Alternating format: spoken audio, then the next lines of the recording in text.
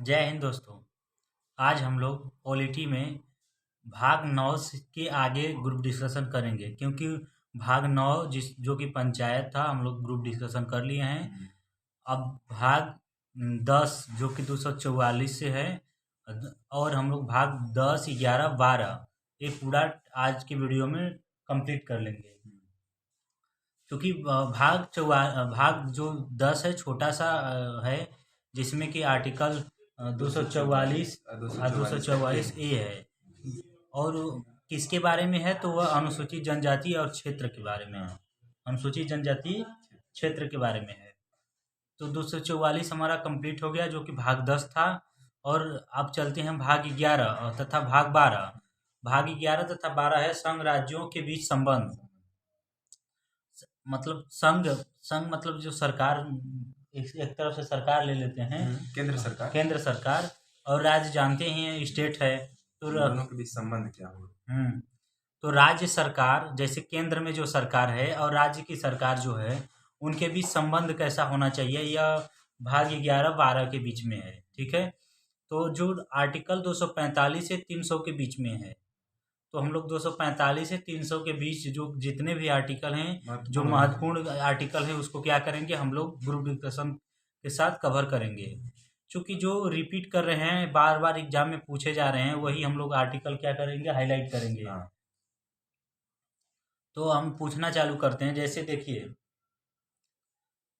भाग 11 में क्या है कि विधायी संबंध, प्रशासनिक संबंध और वित्तीय संबंध।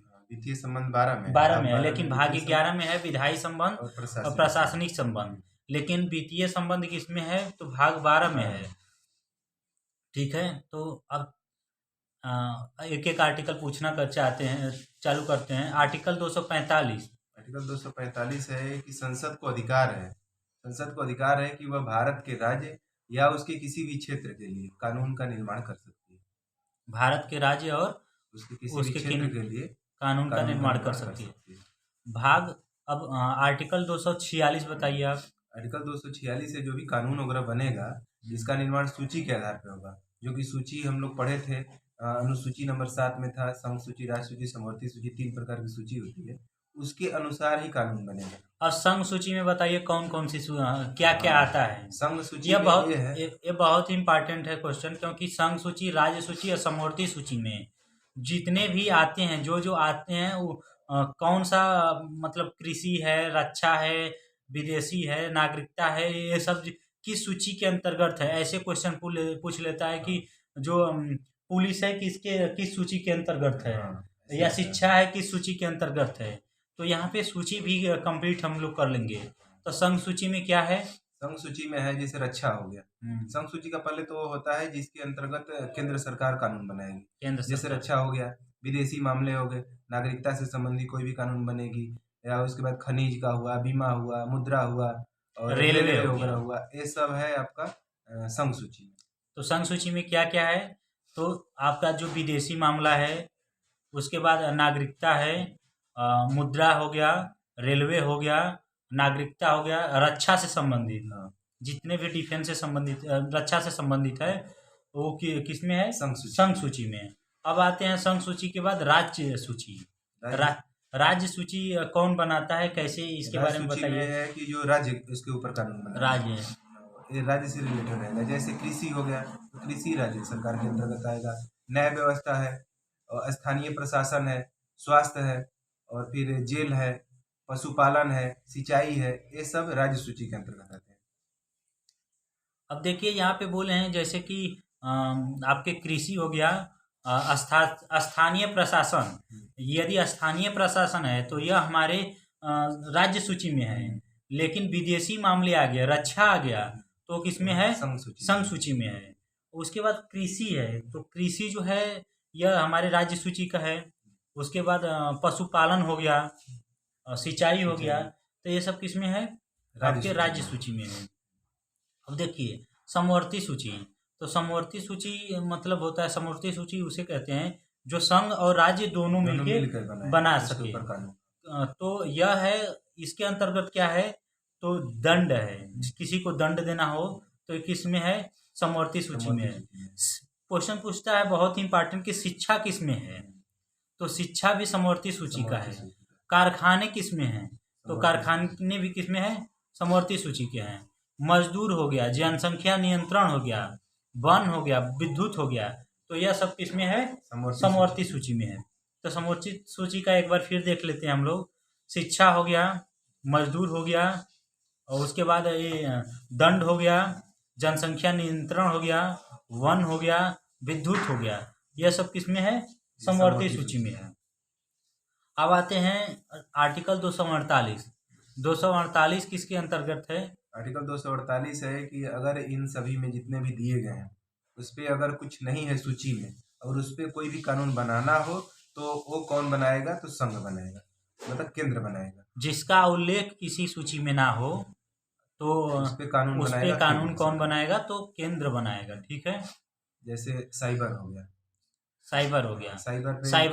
साइबर जो है तो कौन बनाएगा, आपके केंद्र सरकार बनाएगी। अब आते हैं आर्टिकल 249।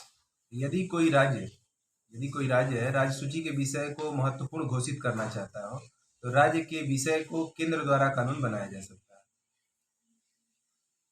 ठीक है, अब आते हैं आर्टिकल 250। आर्टिकल 250 है कि आपातकाल के भी स्थिति में राज्य के जो विषय होंगे उस पर कानून कौन बनाएगा, तो केंद्र ही बनाएगा। अगर आपातकाल भी लागू हुआ है उस समय भी राज्य के जितने विषय होंगे उस पर कानून बनाएगा केंद्र सरकार। अब देखते हैं कि कभी कभी आपातकाल लग जाता है, जैसे किसी राज्य में क्या हो गया, आंतरिक सुरक्षा भंग हो गई, मतलब वहाँ पे क्या हुआ कि जैसे कोई आतंक मारपीट हो गया, या तो कोई आतंकवाद जैसा हो गया, वहाँ आंतरिक अशांति हो गया, तो वहाँ जो भी कानून बनाएगा तो ये नहीं है कि राज्य सरकार बनाएगी, वहाँ जो भी कानून बनाएगा तो कौन बनाएगा, केंद्र सरकार बनाएगी। अभी देख रहे थे हम लोग, जैसे यूपी में ही था वो, जब उठा था मामला आपके कानून को लेके, तो उसमें भी ये नहीं है कि राज्य सरकार बनाएगी, उसमें भी कौन बनाएगा, केंद्र ही बनाएगा।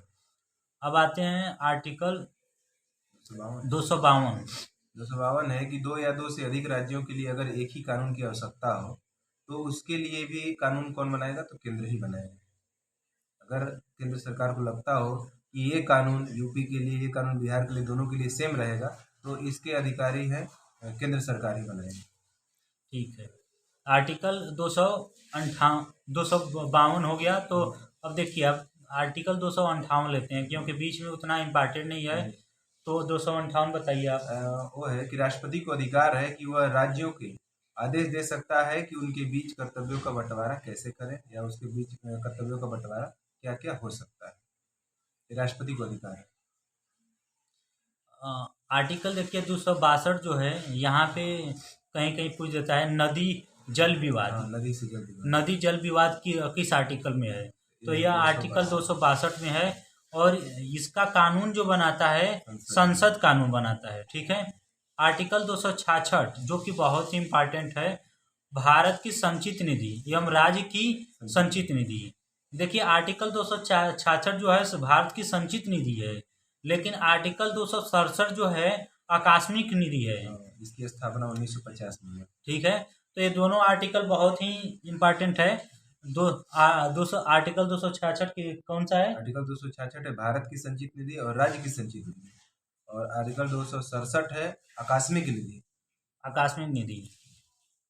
अब देखिए आर्टिकल 280। आर्टिकल 280 है वित्त आयोग, जो कि एक संवैधानिक निकाय है, और वित्त आयोग में एक अध्यक्ष और 4 सदस्य होते हैं, और वित्त आयोग के अध्यक्ष की नियुक्ति करता है राष्ट्रपति, और इसका कार्यकाल होता है 5 वर्ष का। और वित्त आयोग का कर्तव्य होता है कि केंद्र व राज्य के बीच जो धन का बंटवारा करे, राष्ट्रपति को वित्तीय सलाह दे।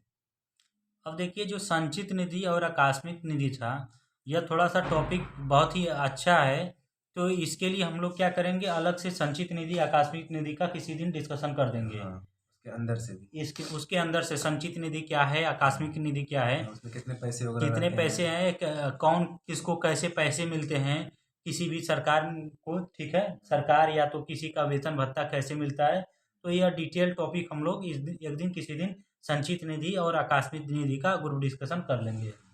तो हम लोग का यहाँ से 245 से 300 तक आर्टिकल समाप्त हो गया। 244 तो कर ही लिए थे, तो 300 तक आर्टिकल जितने भी थे समाप्त हो चुका है। तक जो महत्वपूर्ण थे आर्टिकल, इम्पॉर्टेंट जो थे वो तो हो गया। अब चलेंगे हम लोग 300 से आगे, जो कि भाग 13 होगा। भाग 13, 14, 15 इसी तरह करते हुए हम लोग को कम्प्लीटली करना है। तो आधा से तो अधिक हो ही गया है अब तो छोटा छोटा उसमें है। जितने भी आर्टिकल हैं बहुत छोटा छोटा जो इम्पोर्टेंट है उसी को लेंगे। तो जो एग्जाम में बार बार पूछता हो उसी को एग्जाम में उठाएंगे। यदि आप लोग का भी कुछ सलाह है तो आप लोग कमेंट करके बताइएगा। जरूर बताइएगा। ओके, जय हिंद, थैंक यू। यदि वीडियो को अच्छा लगे तो वीडियो को लाइक करें और चैनल को सब्सक्राइब करें और वीडियो को शेयर करें। ओके, जय हिंद, थैंक यू।